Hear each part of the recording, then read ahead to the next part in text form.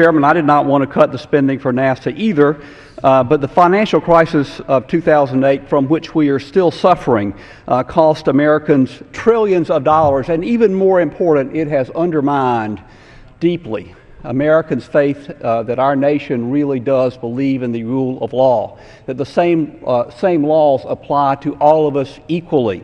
They have not seen anything that justifies a belief that that has happened in this case. What happened in the financial crisis was not a perfect storm of unforeseeable economic forces. What happened was a visible hand of fraud, or at least a hand that would be visible if anyone would just look.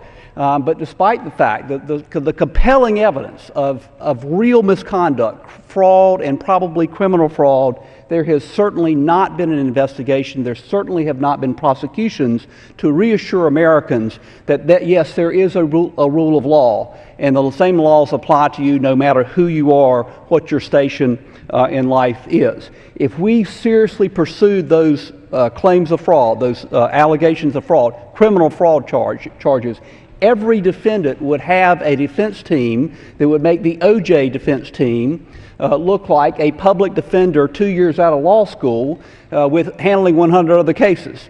We would be swamped by the opposition. But that is certainly no reason not to pursue those charges. In fact, that is all the more reason to go forward and to pursue criminal fraud, to assure Americans that you do not get out of the rule of law. You do not get a get out of jail free card because you are rich and powerful. In contrast, the savings and loan crisis, which was nothing compared to the crisis that we are still in.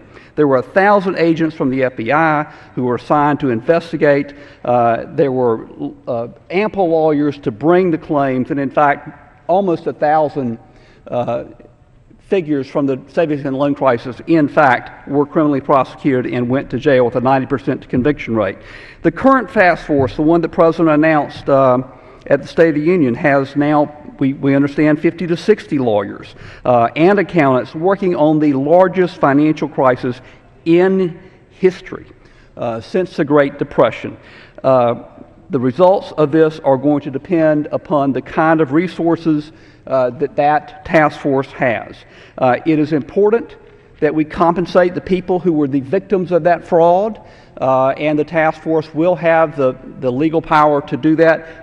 Even more important, it will satisfy Americans' sense of justice, the sense of justice that has been offended, that the people who have suffered the most from the financial crisis really were blameless, and they do believe that there were people who were not blameless, whose misconduct, including criminal misconduct, caused it. We need to satisfy their sense of justice. Mr. Chairman, I want to satisfy my sense of justice. I support Ms. Waters' amendment.